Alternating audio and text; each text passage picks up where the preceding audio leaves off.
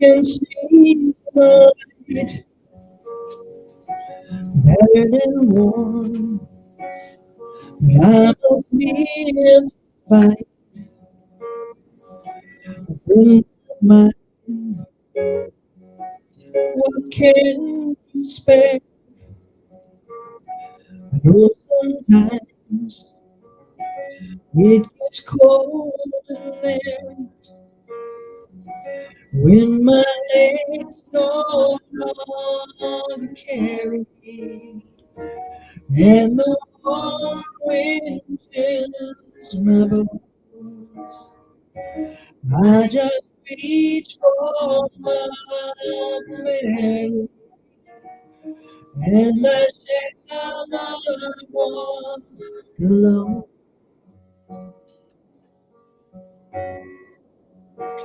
Hope in life while we're apart. Only tears speak from my heart. Break chains that hold us down. We shall be forever bound.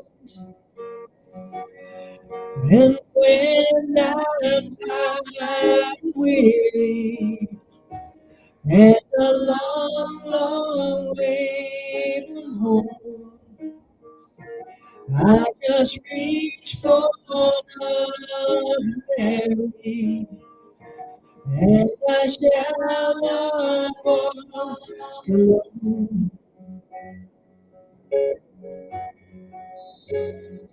Beauty that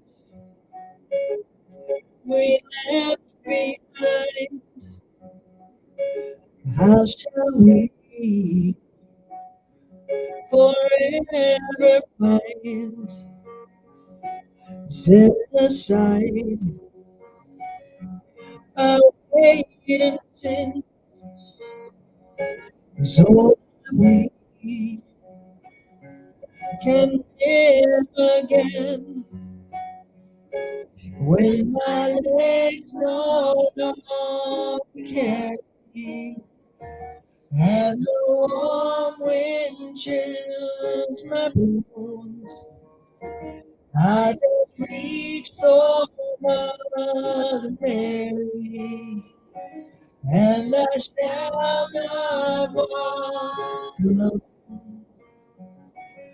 and I shall not walk alone,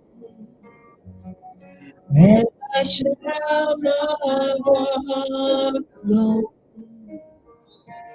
No, I shall not walk alone.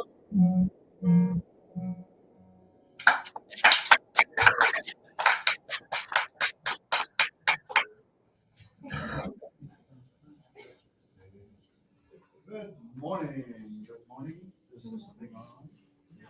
No. I could hear you very clearly. How about that? Is that better? Well, good morning and welcome to Unity of the Seacoast for Sunday, the 6th of November in this great year. Uh, and thank you, Barbara and the angels who blessed us with their beautiful voices. I hope you're all upright, breathing, and smiling. My name's Charlie Richard. I'm going to be your host this morning, and I would like to welcome anybody who's watching from far away for the first time or visiting us here in our splendid physical space for the first time. We are glad you joined us and hope that we can provide some inspiration and exclamation to your life. And if you have not yet silenced your cell phone, if you're here physically, please do. If you're at home, you're on your own.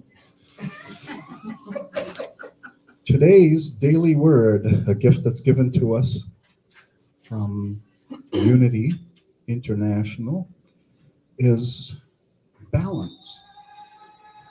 I honor life's shifting rhythms Sometimes trying to balance my schedule, meet my obligations, and even find time for the things I love can leave me scrambling to figure out how to fit everything in. Today, I take my cue from nature and notice the rhythm of the seasons and the tides, the cycles of growth, and the order that underlies all things. I appreciate how seamlessly the natural world balances itself and restores itself to harmony. This gift of harmony and balance lives in me. I honor myself when I flow with it instead of forcing my will upon it. I listen to my body's many signals. I rest when I'm tired, I eat when I'm hungry, and socialize and seek solitude as I need to. As I care for myself, I find balance. And from Ecclesiastes 8:15, for there is nothing better for people under the sun than to eat and drink and enjoy themselves. So don't forget to eat, drink, and enjoy yourselves. And that is balance. I honor life's shifting rhythms. Here at Unity of the Seacoast, we have a mission, and our mission is encapsulated in our mission statement. Yes, please join along. We are a loving, nurturing community dedicated to being a positive path to spiritual living, to awaken oneness with God within us all. Thank you.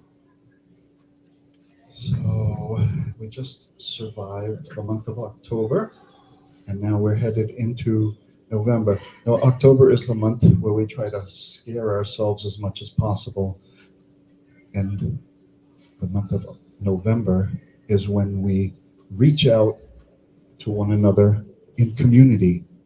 We do it through food and traveling to see people. So let's we can tone down the scariness for a little while, at least until we start having family over. Okay.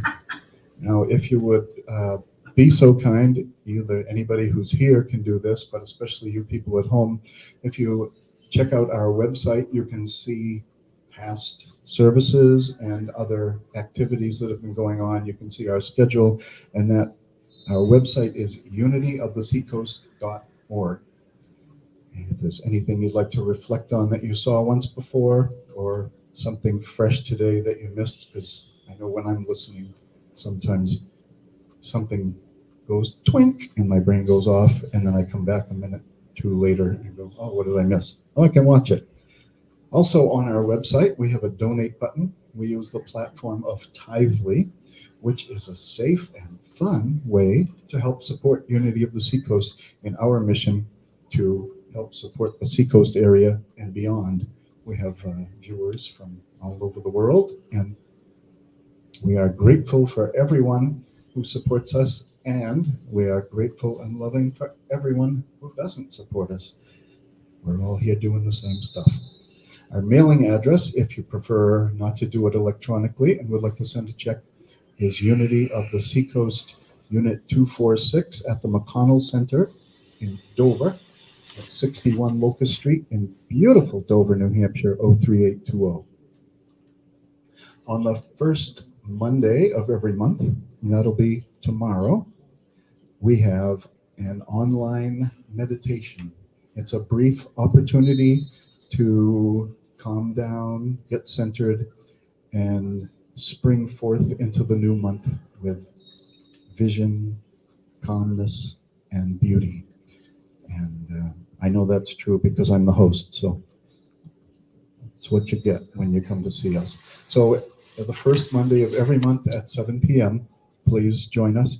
And also on our website and on our Facebook page, you can see past meditations. That's where we'll be. We'll be on Facebook Live. Okay. We also we're broadcasting now live on YouTube. And if you go to YouTube, and boy, if you're already a member on there, you log in and then you search for Unity of the Seacoast. And once you're in there, if you subscribe, it'll be easier to find things in the future. So we also have going on this month up until December 11th, we have a coat drive going on. We have a beautiful container here that where we're accepting coats to be donated to Operation Blessing here in the Seacoast area. If you know anyone who has a new coat they'd like to donate, we are here.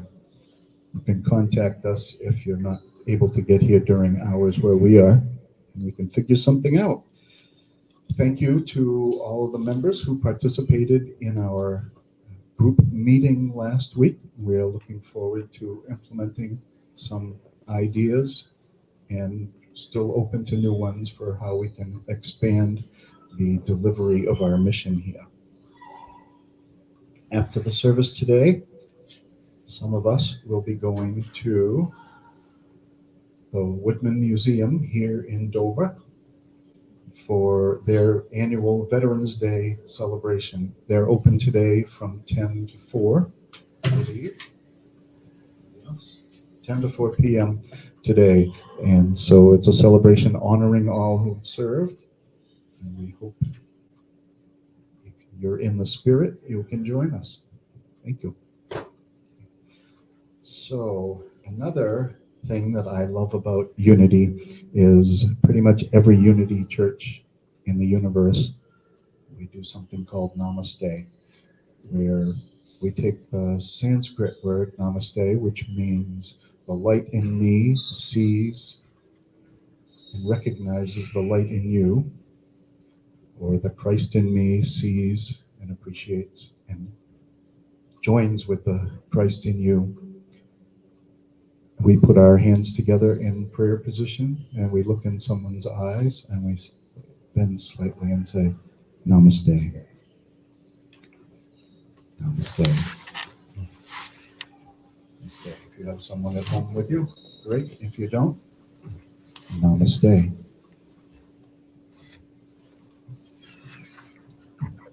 And you have, I believe we have another joyful song from our delightful choir.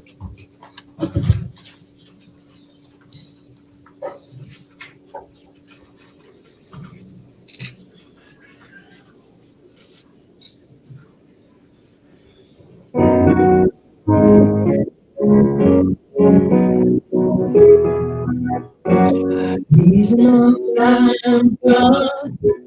Yes, he is. Oh, on time, God. Yes, he is.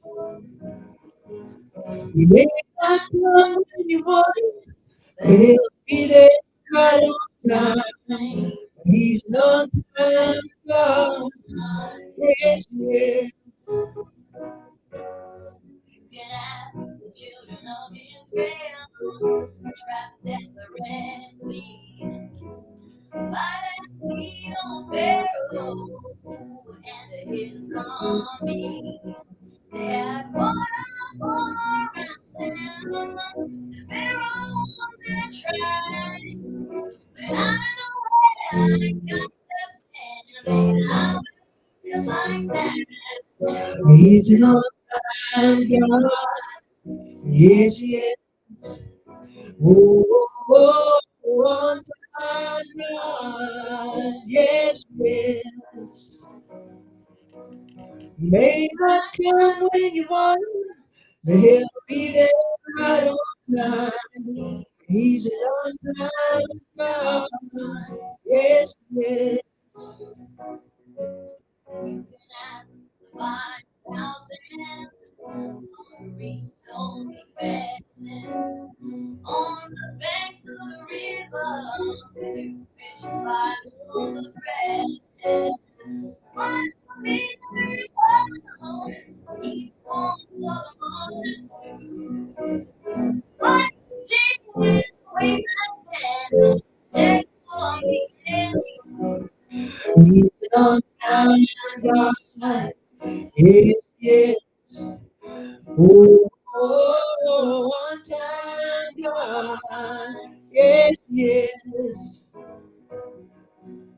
May not come when you want it, He'll be there right on time. He's an on-time God. Yes, yes. He's on time. He's on time. He's on time. Oh, yes, he's on time. He's on time. He's on time. He's on time. Oh, yes, he's on time. He's an on time God. Yes, yes. Oh, oh, oh, on time God. Yes, yes. He may not come when you want it, but he'll be there right on time. He's on time God. He's on time God. He's on time God. Yes, he is.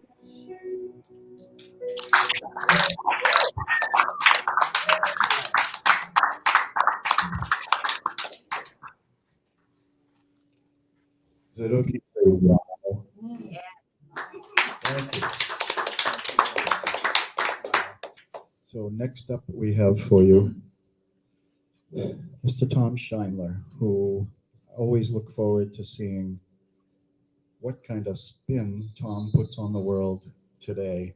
So please welcome.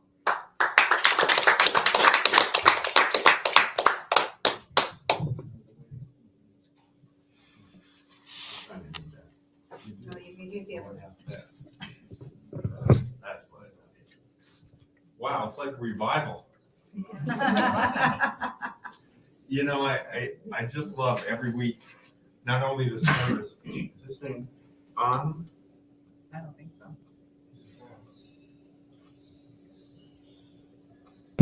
There we go. I not just the service every week, but all week long, I hear from people, and there's such ownership in this church, and I'm so thankful for that. It really means a lot. And then to come here and see the choir and just what they put forth every week, I'm truly humbled. It means so much to me. I'm probably going to sit through most of this. I've been had an upper respiratory infection this week, so I'm getting a little winded. But this is one of my favorite topics. It's called the faith of the Canaanite woman. Now, there's a technique called the question behind the question. When someone asks you a question, you ponder it, you roll it over, and you reframe it from your own perspective and ask that question back to the person so they can put it in a new light. And this is a technique that Jesus mastered. The most notable time that comes to me is in Matthew 12:9 through 12. It's the man with the withered hand. And he went on from there and entered the synagogue.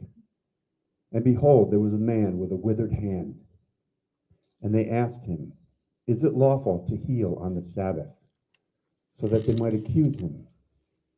And he said to them, "What man of you, if he has one sheep and it falls into a pit on the Sabbath, will not lay hold of it and lift it out?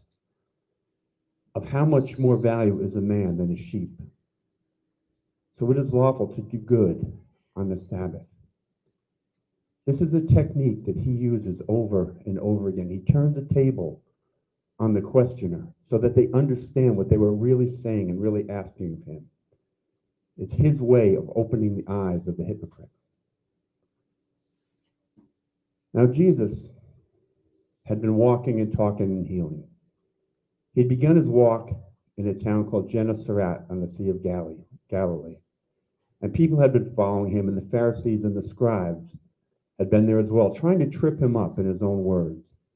They were looking for reasons to condemn him. In the book of Matthew, he walks to the towns of Tyre and Sidon. And they're about 40 miles kind of northeast on the coast of where he began. This area is well outside the Jewish region and region. He's going there to seek solace. He withdrew this area, presumably to get away from the masses. Matthew 15:12 through 28. And behold, a Canaanite woman from that region came out and cried, Have mercy on me, O Lord, Son of David. My daughter is severely possessed by a demon. But he did not answer her. And his disciples came and begged him, saying, Send her away, for she is crying after us.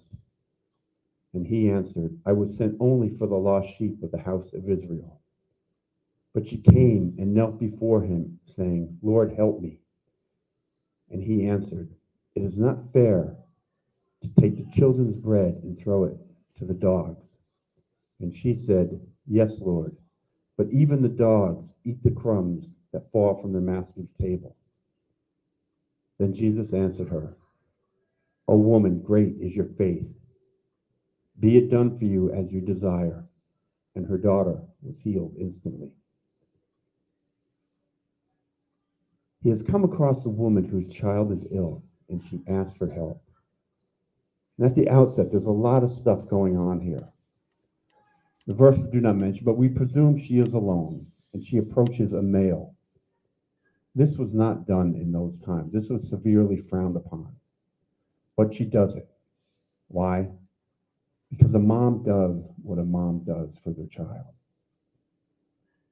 Bolder yet, the fact is Jesus never travels alone. He's with his disciples, probably men, probably female, and yet she is also not Jewish, and she asks him for help.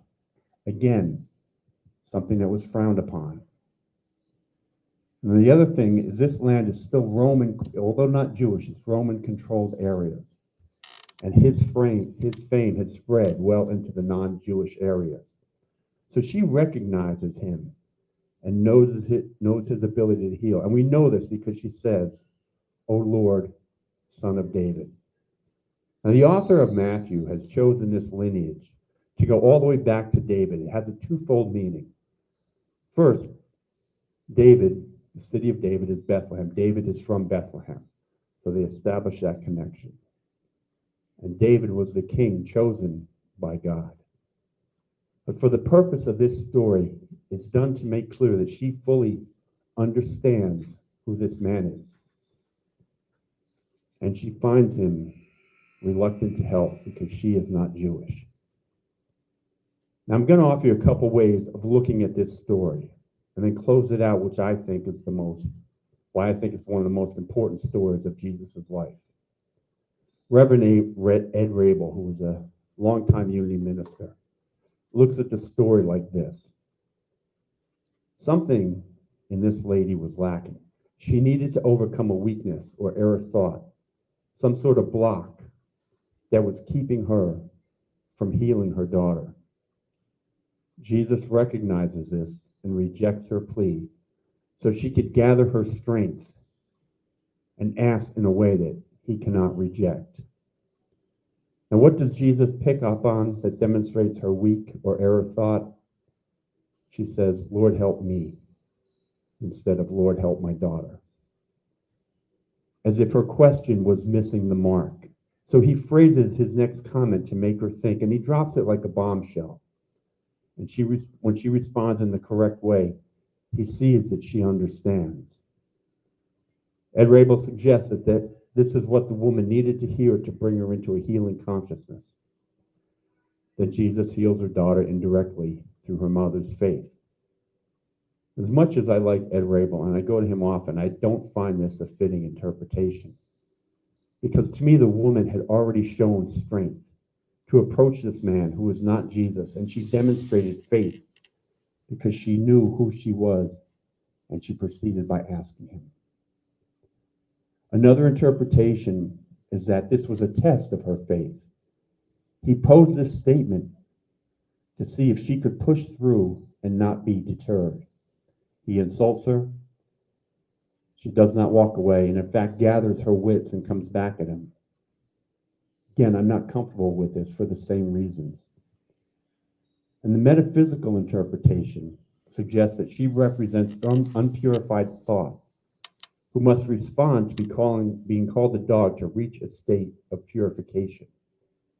Metaphysically, Canaanites represent lowly nothingness, living off the material, and that is why he compares her to a dog. When she responds to his statement, She shows that she is purified. She comes to him living in a physical consciousness and asks, "Help save my daughter," where he sees everything in a spiritual consciousness, which is perfect.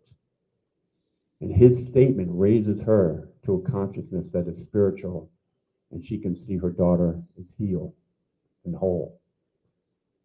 Again, I'm not comfortable with all those because this is one of those stories I like to look at face value. Because if this story is taken at face value, it means Jesus is kind of a jerk. He has prejudice. And if this is so, then he has flaws, and he is like us. We each have flaws that we learn to overcome.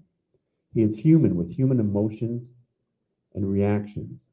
He uses life in the same way that we do to live and learn from our lives, from our successes, and from our lower moments.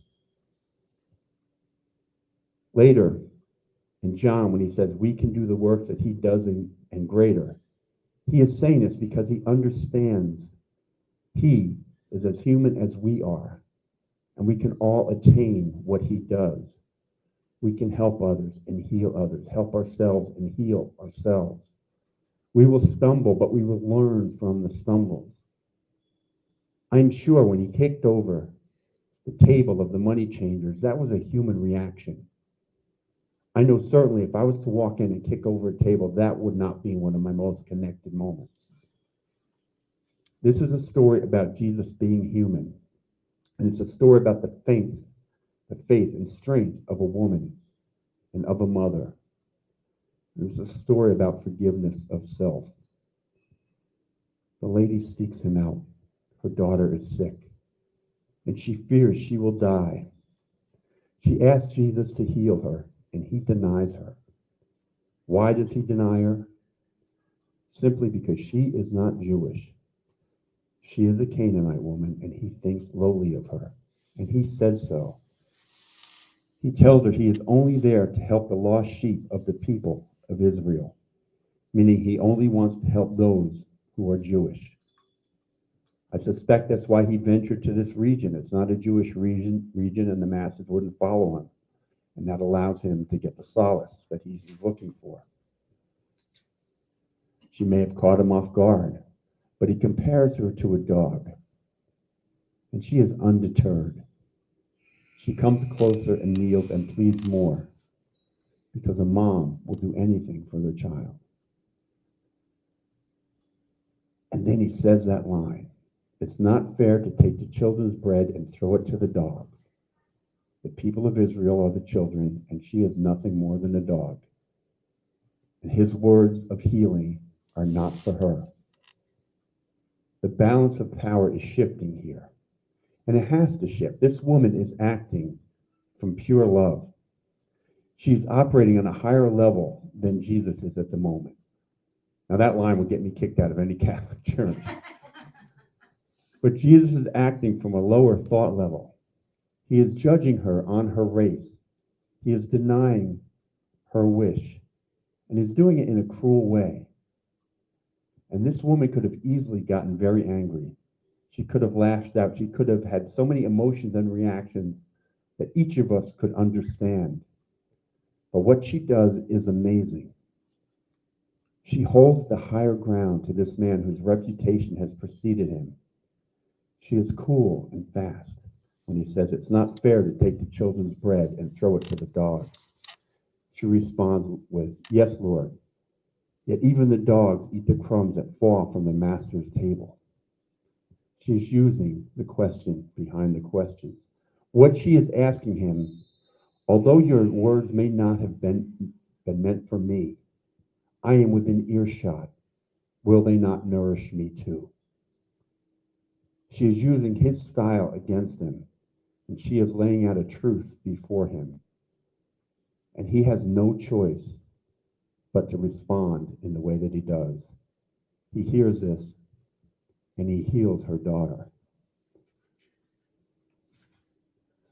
Whenever reading stories in the Bible, pay close attention to the women of the Bible, because it's in these women that you will find strength from Queen Vashti, who didn't want to be a showpiece idolized for her looks, to Esther, who saved her people from a decree to kill them, to Moses' mother Jochebed, who gave up her son to save him, to Jesus' mom, who accepted her role, although she was not married, to Mary Magdalene, who was steadfast up to and throughout the crucifixion and beyond, to this Canaanite woman, who was his equal. She was strong, wise, loving, and relentless in her love of her child, and quick-witted enough to control the narrative.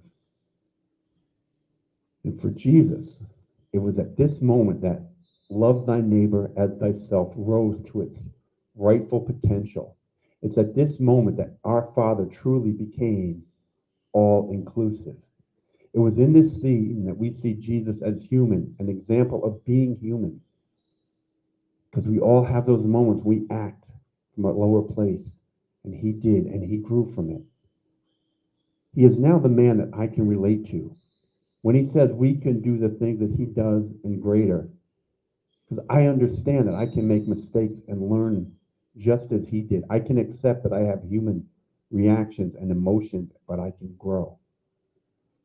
Now, following this, there's no self-recrimination from Jesus. He recognized and he grew. He did not beat himself up over this. His mission became more inclusive, and he took the next step on his mission.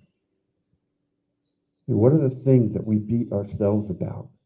Those are in the past. We do our best to make the things right. We must learn from them, but not carry the weight of those things. We've all acted from our lowest emotions, from our lowest self. We've all harmed people and insulted people. And hopefully we learn from those moments. When we recognize the error of our ways, we make adjustments. We heal those we've hurt. And then we set the weight of that on the side of the road and we refuse to pick it up and carry it. We practice self-forgiveness.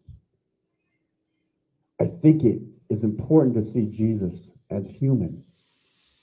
It doesn't make sense to hear him say we can do the things that he does and more if he's kept at a level that is unattainable for us. I cannot compete with that concept of him being God and human and that he's the only one. That's not what he's talking about.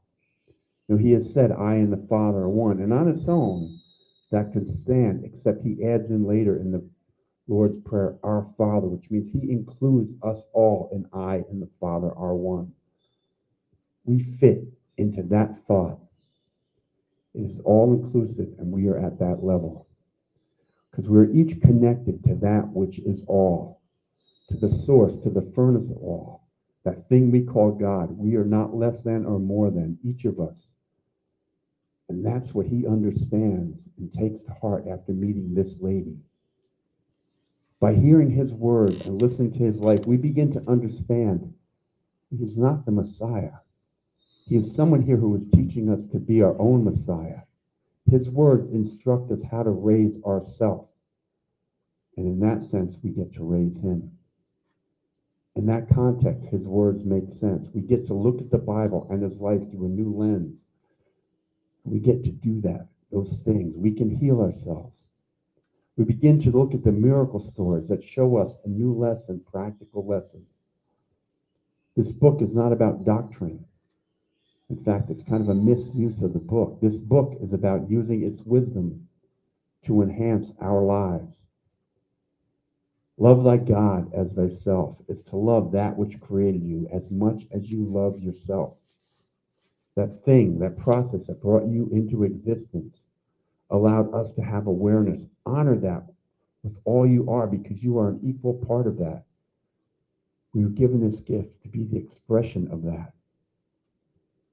Love thy neighbor as thyself is not a label about a specific type. It's not love your white neighbor, your black neighbor, your gay neighbor, your Jewish neighbor, or your Canaanite neighbor. Any label it had, it's love each person equally. And implied in that, it means to love yourself. Because of this interaction, he understood this on a new level, on a level that we can all understand. Sadly, many do not see it this way. Bigotry and hate It's going to be taking root. But like him, we know that if we have faith, we can do the work and we can change the narrative. Jesus was rejuvenated by this interaction. He returned to the area around Galilee, and the mobs followed him. He spoke and he healed and he fed the masses. And in this new faith, he became the Christ. It's after this that Peter, who had been with him, was able to see the Christ in him. And this is what we try to attain in ourselves, to live the best version of ourselves so that other people can recognize it in ourselves. We are audacious as much as we are humble. A friend of mine mentioned she was bothered because her sister had told her in a negative way that she looks at life through rose-colored glasses. So, what a lovely compliment. And she said, no, she thinks I should look at life in a more realistic way. And I said, but don't we believe we get to choose our reality? If you believe that, then why would you not choose to look at life in anything other than rose-colored glasses? We get in every moment of our lives to turn everything into a positive. Sometimes it's hard. In the story of the Canaanite woman, the woman had held that positive ground, and Jesus took that negative and turned it into a positive to move his mission forward, to become all inclusive, including all. We can do that. And later in the week, I thought about this interpretation, and I thought maybe perhaps each interpretation is correct. And that statement needed to be said. But perhaps it is a little bit about error thought and the need to purify the thought process. We all get those moments when we're full of ourselves and we need to be reset. But maybe this story isn't about the faith of the Canaanite woman at all. Maybe it's about the release of ego. Maybe we've given Jesus a pass because of what we've built him up to be. Maybe we've given him the stature. Maybe this lesson is about how human he really is. Because we all need those times that we need to be brought back to earth. We've looked at this story trying to sort out the faith of the Canaanite woman. She has shown great faith in understanding who Jesus is, as she's shown herself to be a strong and determined woman and mom. But we need Jesus to do the things that we do, the human things. So in turn, we can learn to do the things that he does and more.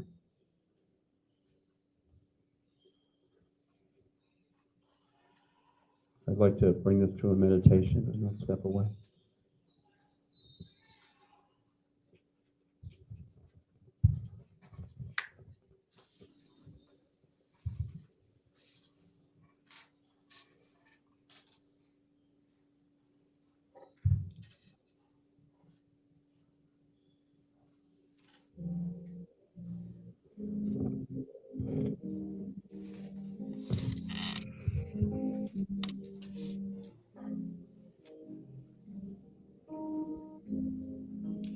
I am the love of God. I am the love of God. The love that made the universe. The love that sustains us all. I am the love. I am the love of God.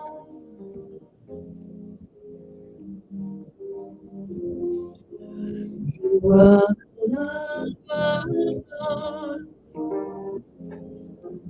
You are the love of God. The love that made the universe. The love that sustains us all. You are the love. You are the love of God.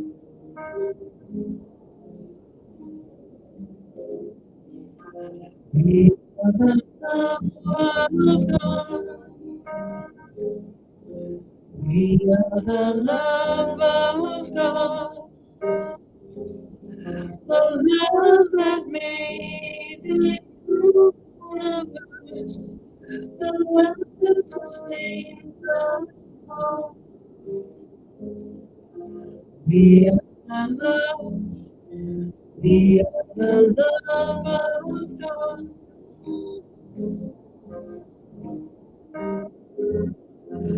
You are the love, you are the love of God.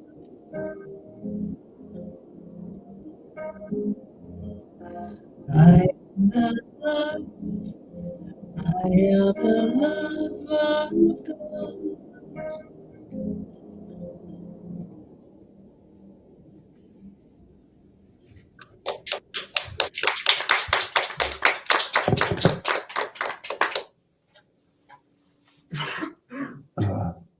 Thank you, everyone. Rachel, that's great. Barbara, thank you.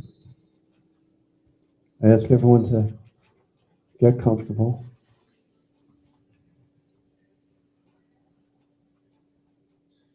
Take in a deep breath.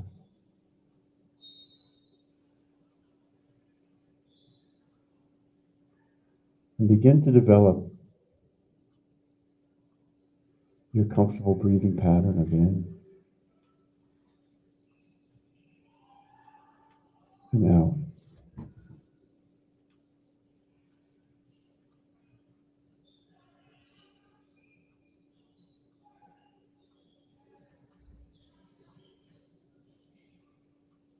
And find a space that is for you.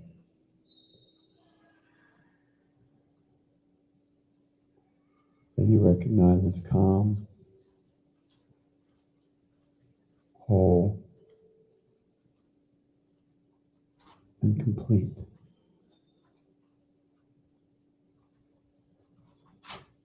Where you know that our essence is God.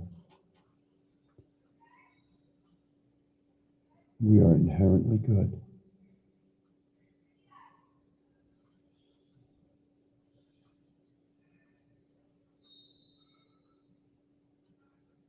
We are free of judgment.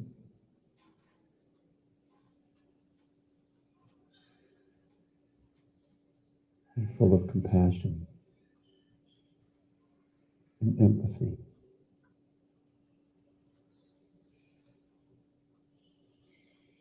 for ourselves and for others.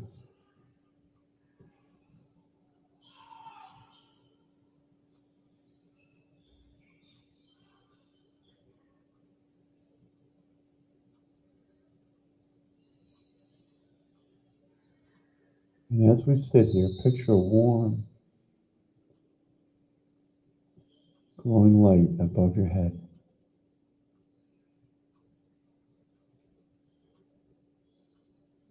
It enters through the top of your head. Allow your brow to relax.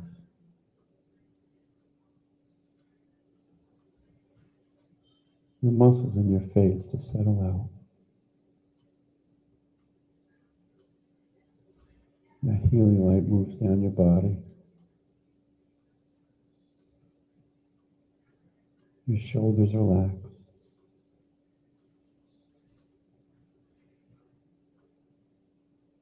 The arms settle.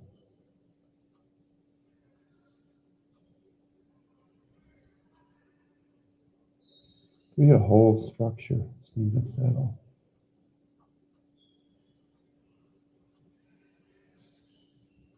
As we breathe in, feel that light into your lungs.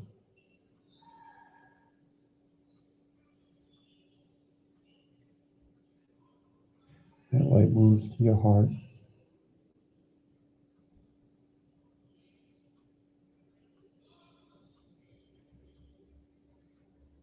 And it sends that whole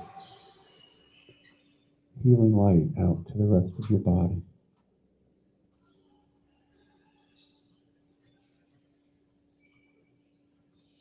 Illness, tension, stress, drain out through your feet. As that encompassing light moves down to your abdomen,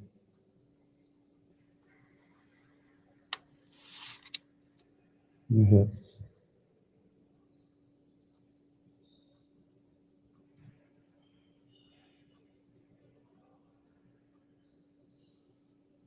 to your knees, ankles, and toes,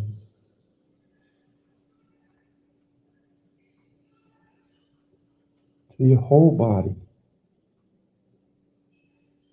is bathed in warm, healing light.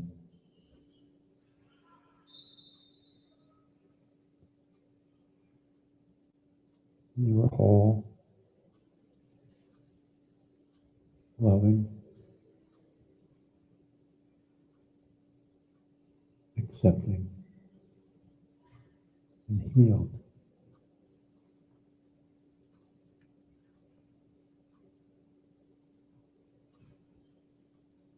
And I'd like you to take a moment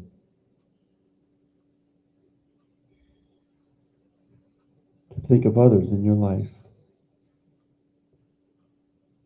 who need this whole, healing, loving, accepting light, and share your light with them.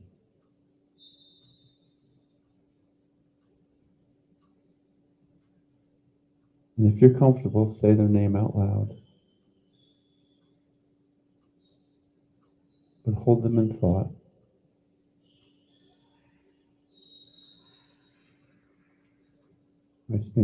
I think of baby Jace. He undergoes chemo, and all those who are holding him in their prayers.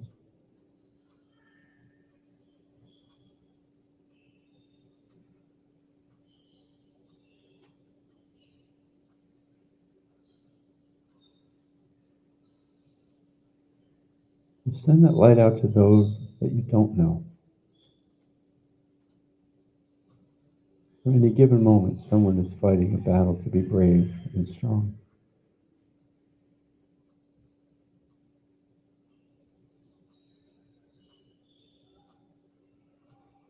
Send it out to our planet.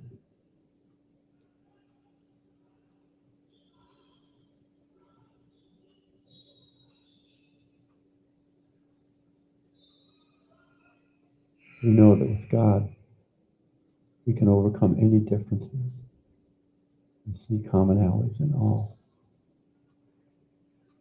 That we have the ability to raise and carry each other.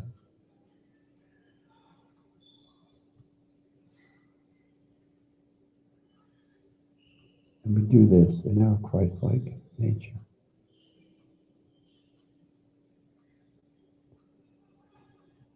And I ask you to come back to me. Just kind of let your body settle out and relax. And I'm going to ask if someone would like to carry the bag around today as we do the prayer of tithes and offerings.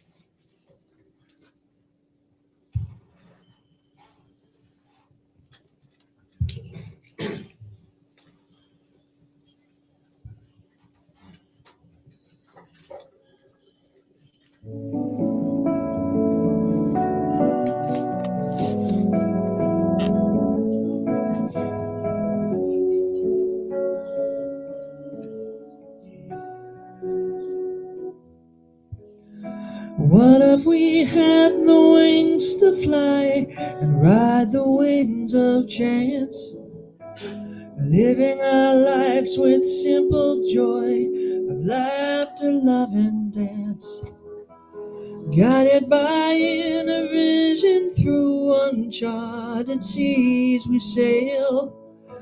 The searching eye what seeks the truth, sees through the clouds of veil.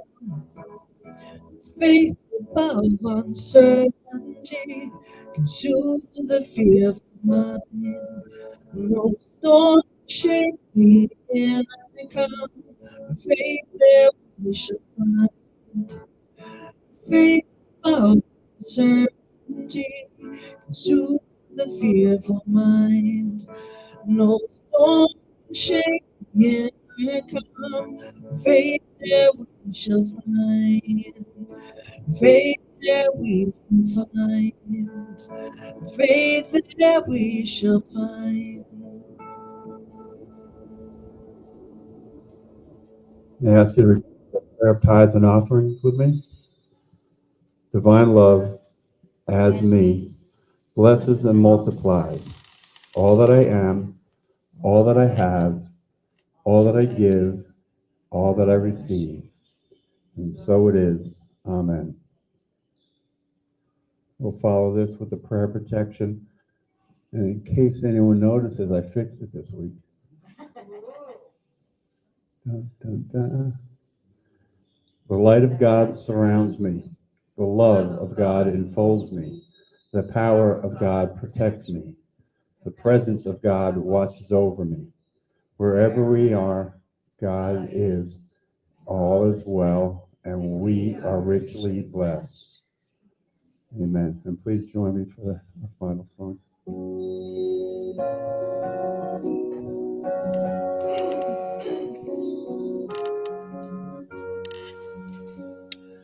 Let there be peace on earth, and let it begin with me. Let there be peace on earth, the peace that was meant to be. With God as creator, in oneness all are we. In love we walk with each other, in perfect harmony.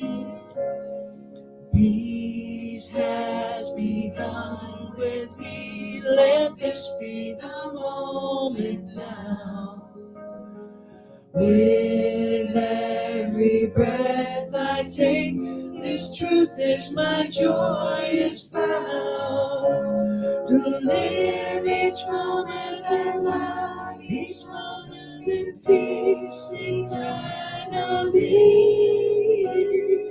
Now there is peace on earth, and it has begun with me.